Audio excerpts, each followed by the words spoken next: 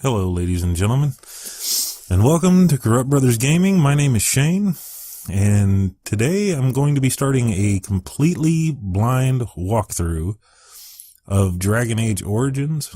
I've always wanted to play this game. It's always looked like it would be very involved and really quite interesting from what little bit I've seen. But as I said, I myself have never actually played it, and I'm very much looking forward to it.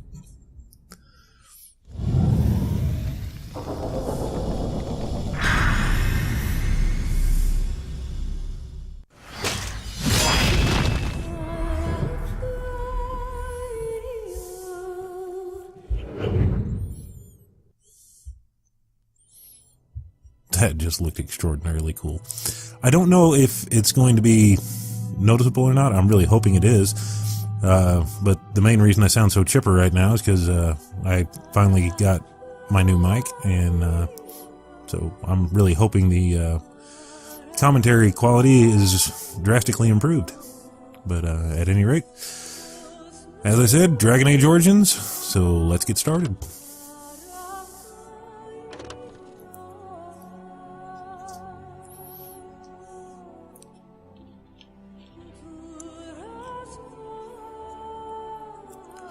And as you can see, never played it before, so no load game available. Downloadable content, I actually haven't looked at that. I'll look at that whenever I get done recording this time around. But for now, we're just going to start with a new game. The background you select will determine which 6 distinct opening stories you play through. It also affects how characters respond to you throughout the game. In combat, rogues are at their best when they can backstab. Try to position them behind their targets. See, this just sounds like it's going to be a really fun game.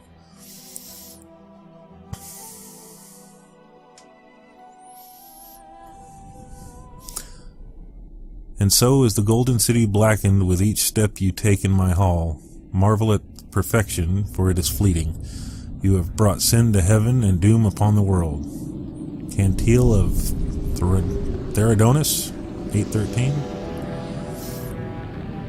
The Chantry teaches us that it is the hubris of men which brought the Darkspawn into our world. The mages had sought to usurp heaven, but instead they destroyed it.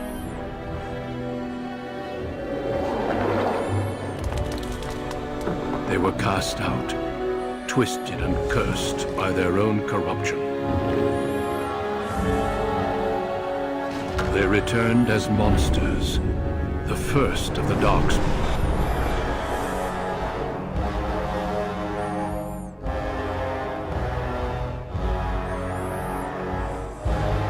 They became a blight upon the lands, unstoppable and relentless.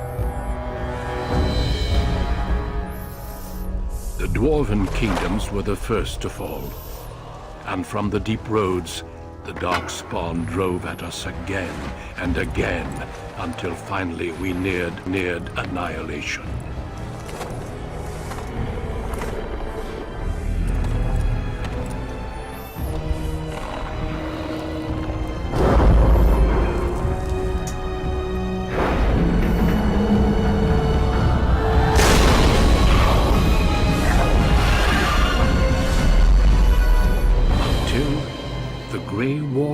Came. Men and women from every race, warriors and mages, barbarians and kings. The Grey Wardens sacrificed everything to stem the tide of darkness and prevail.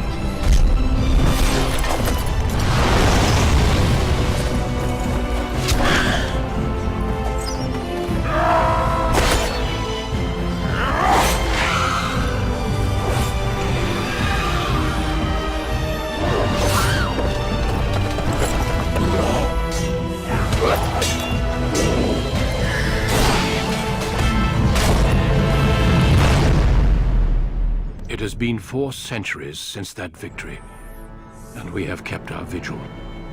We have watched and waited for the Darkspawn to return. But those who once called us heroes have forgotten. We are few now, and our warnings have been ignored for too long.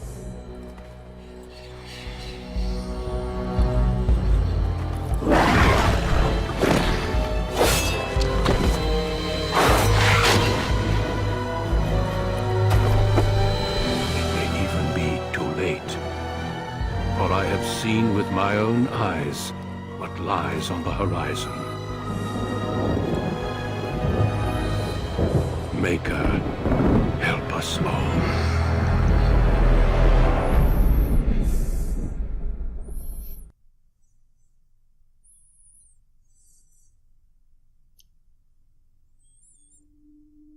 Okay, if that isn't an epic opening, I don't know what is. That was just cool.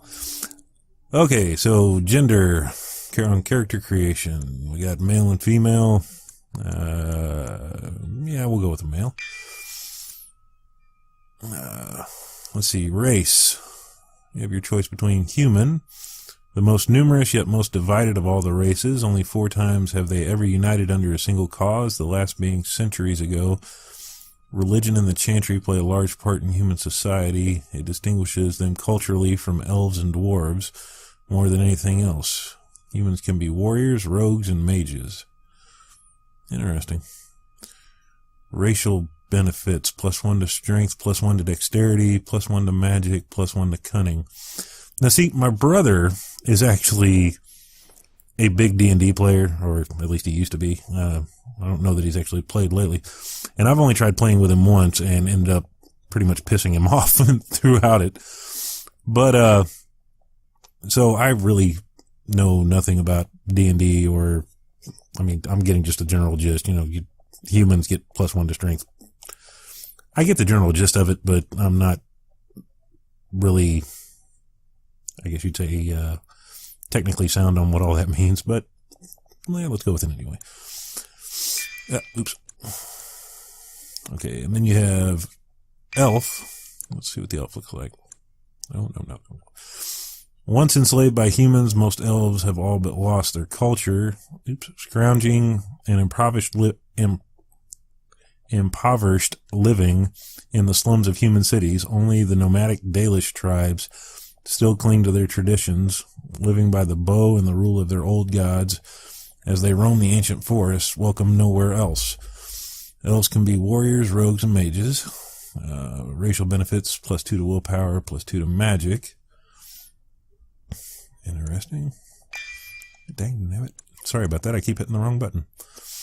And dwarfs. Rigidly bound by caste and tradition, the dwarves have been waging a losing war for generations, trying to protect the last stronghold of their once vast underground empire from the Darkspawn. Dwarves are very tough and have a high resistance to all form of magic, thus preventing them from becoming mages. Racial benefits include +1 to strength, +1 to dexterity, +2 to constitution, and 10% chance to resist hostile magic.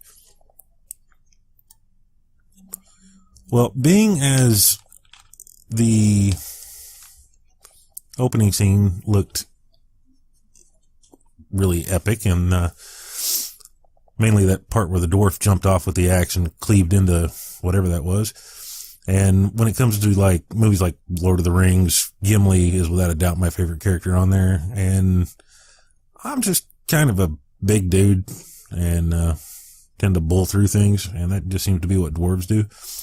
So I'm going to go with a dwarf, just because they always seem to be really strong.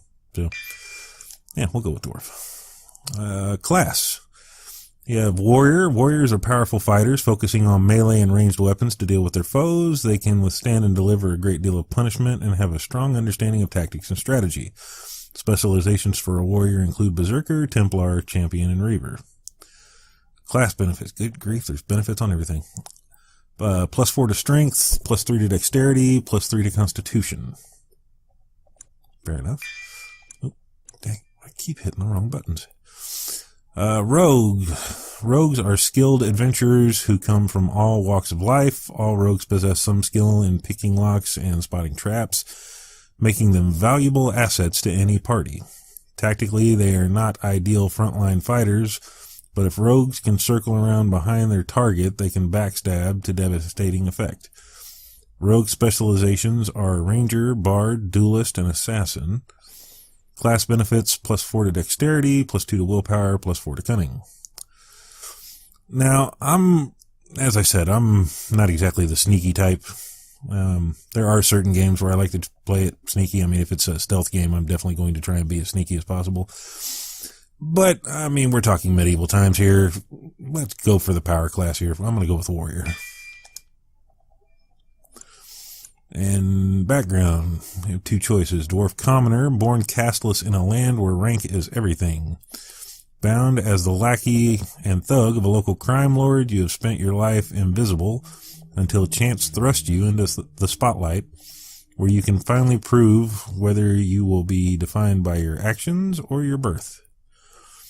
And Dwarf Noble, as the favored child of the Dwarven King, you proudly take up your first military command, only to learn that the deadly intrigues of family and sycophants may pose a greater danger than even the battlefield. I apologize for my reading. I get tongue-tied easily while reading. Personally, I like the look of the Commoner. This sounds like it would make for a better storyline. Well, Dwarf Noble, you're having to deal with family and... Yeah, I'm going to go with Commoner. Yeah, we're going to be a Dwarf Commoner. Farron. Yeah, sure, I can live with that name. Farron it is. Greetings. Well, hello. I'll probably edit this part out, but I'm going to put set this guy up to look like I want him to real quick, and I will be right back with you. And here we go, ladies and gentlemen. This is what Farron's going to look like. Apparently the tattoos are important for distinguishing caste and whatnot, and it recommended that I put them there, although I started to leave them off, figuring, make him a young buck. He hasn't earned his stripes yet, so, but apparently they're kind of recommended. So, as it stands, like I said, I figure he's kind of young, no beard yet. Well, not much of one anyway. But, alright, moving on. Now, points to spend. Apparently, I can deliver these out. Let's read these. Strength measures a character's physical prowess and directly affects the damage a character deals in physical combat. It also contributes to the accuracy of melee attacks. High strength is essential for warriors, in particular, if they wish to wield two-handed weapons, and is nearly as critical for rogues. We're probably going to end up putting some in strength. Dexterity is the measure of agility, reflexes, and balance. Higher dexterity improves a character's chances to hit, makes the character more likely to dodge incoming blows, and contributes to the damage dealt by piercing weapons like daggers and arrows. Archery and dual weapon fighting styles demand high dexterity to master, making this attribute a favorite for rogues. Willpower represents a character's determination and mental fortitude. With high willpower, mages can cast more spells. Okay, for warriors and rogues, willpower grants more stamina for combat techniques and special attacks. That come in handy. Magic. Well, I don't really see myself using magic. Magic is the measure of a character's natural affinity for the arcane. This attribute is crucial for mages, since it directly increases a character's spell power score, which determines the potency of all spells. The magic attribute also determines how effective potions, poultices, and salves are for all classes. Well, okay, I can see how that would come in handy then. Cunning determines how well a character learns and reasons. Most skills, such as herbalism or combat tactics, require a quick mind to master, and an observant eye can more easily find weakness in enemy armor. Rogues benefit from this statistic, as many of their class abilities and special attacks rely on subtlety or reading the target, not raw strength. And Constitution, last but not least. Constitution represents health and resilience. Higher Constitution directly increases the amount of damage a character can take before falling on the battlefield. Tell you what, just to start, we're going to go 1 into strength, 1 into dexterity, 1 into Constitution, and the last 2 in, strength. Okay. Stealing. Why do I have stealing? I'm a warrior. I'm not a thief. Skills. What do we got here? We can coercion, trap making, survival, herbalism, poison making, combat training. Combat training, I like. Combat tactics. The character can formulate strategies quickly in battle and consequently gains a combat statistics slot. I got one, huh? Let's go. Let's see, warriors and rogues gain access to second tier weapon talents as well as a bonus to stamina regeneration. Mages can take more damage from the attack before it interrupts their spellcasting. You gain a bonus from mana regeneration. Very first point, let's go combat tactics. Yeah. Talents, 2 points to spend. Ooh, nice. Powerful, a passive, requires 10 strength. Through training and hard work, a warrior has gained greater health and reduced the fatigue penalty for wearing armor. I like that. Precise strike. Dual weapon. Dual striking. What's the difference between dual weapon and dual striking? The character has become more proficient fighting with 2 weapons and now deals closer to normal damage bonus with offhand weapon. In this mode, the character strikes with both weapons simultaneously and does more damage. Archery. I don't see me using archery. I prefer not to use a shield. Two-handed. See? I think I would like to go two-handed. It just seems... Character tips. I don't know what I want to put this in. Tell you what, for these first 2, we'll just go right here on warrior. So, yeah, and yeah. Please select a difficulty level. For most players, your party is immune to friendly fire. Well, being as I've never played this before and it's a completely blind walkthrough and I'm learning as I go, we're going to go with normal.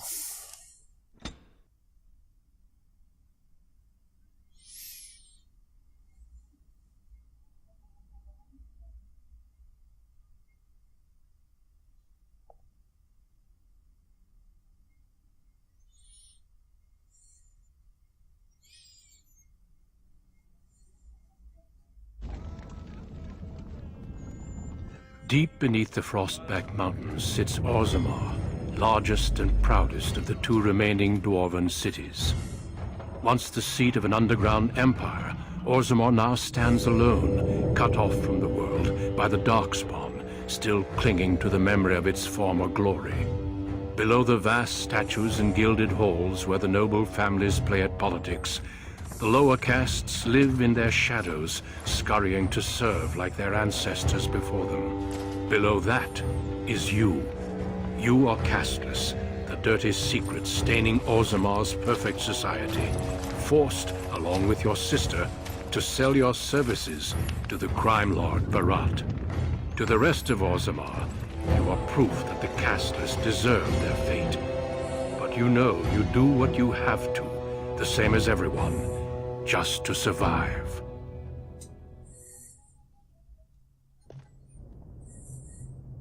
I can't keep gambling on you forever, Precious. You've got a sweet look, something to light a man on fire. But you gotta make it count. Please, Barat, can we not do this in front of my brother? Why not? He knows the slope of the land, don't you, boy? See, The game just starts and I already want to run a sword through this guy in about 4 different spots. He's right. Whatever it takes to get out of this cesspool. Didn't I tell you not to talk that way to my sister? We owe you everything, Barat. We won't let you down. Don't worry, she'll find the man or she'll answer to me. Oh yeah, we're definitely going with, yeah. Watch out, you're talking to my sister. You told me a lot of things, not one of which meant more than a fart in the middens. Before me, your sister was just another duster. Now check her out.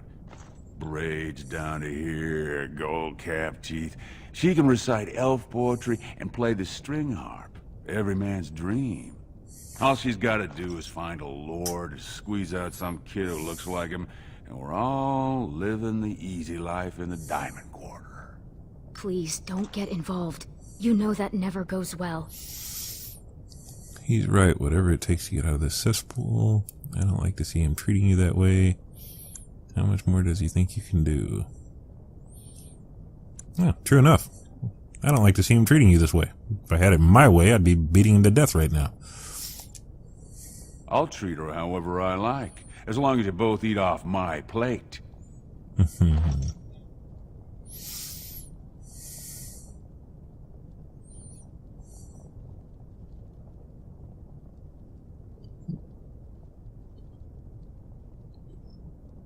Did the game freeze? Or...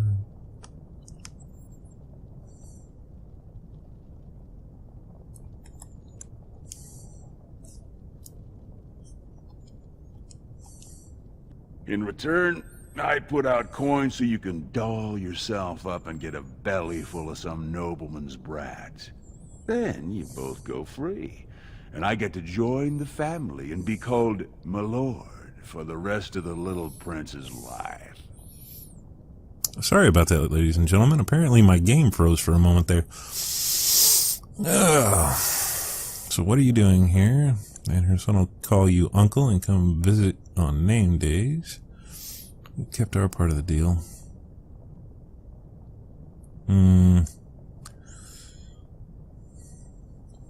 See, personally, I really hope I get to put a boot up his butt later on. Yeah. We've kept up our part of the deal. Well, unless I start seeing results, we're going to renegotiate. I'm giving you another week, Precious. If you haven't found a patron, you're back to sweeping streets. But I have. I've met someone. That is, I didn't want to promise, but he seemed interested. So get off her back and tell me my job for today. See, she's found someone. I told you we'd deliver. Watch yourself, Barat. We may not need you pretty soon. See, that's just kind of asking for trouble, so... yeah. Get off her back and leave her be, jackass. Your buddy Lesky's waiting outside. He knows what I'll need from you today. Don't even think about bungling this job. Your whole family's on loose sand with me right now. And I know you don't have anywhere else to turn. Oh, he's asking for it. I'm sorry you had to see that.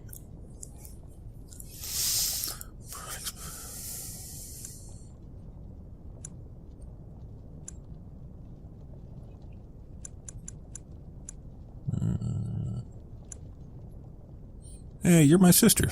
You don't have to hide anything from me. I know. You've always been a good brother. Always tried to protect me. I should have told you. Barat's been warning me ever since 2 of his other girls found patrons at Lord Harrowmont's reception. They've been getting gifts already. Lord Rooston gave Elsie a surface silk gown and she's not even pregnant. Barat's getting impatient.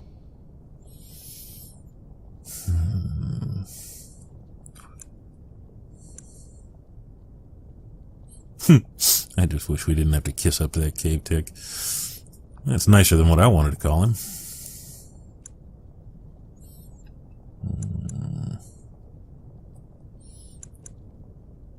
Yeah, I want you to stop working for him.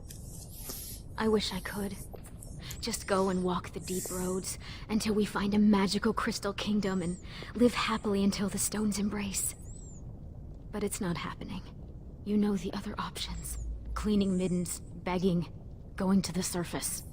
No. Unless you find a way to save us all from Darkspawn and become a paragon. We're pretty much on Barat's leash for life.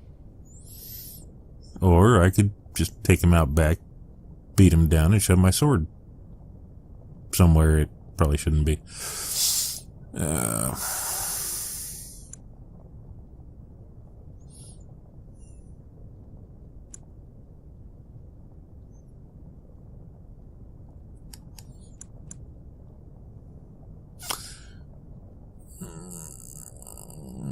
Yeah, I don't know why I can't join the army and fight Darkspawn. I mean, surely they need people to just take the brunt of the attacks.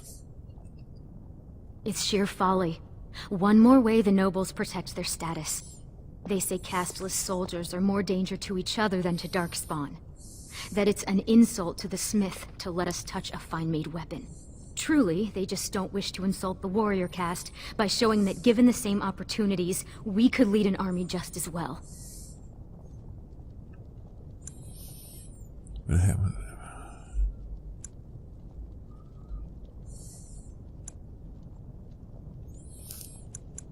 But haven't the Darkspawn almost overrun the current troops? Every year, more of the beasts come up from the deep roads. I've heard they've even been harrying the surface.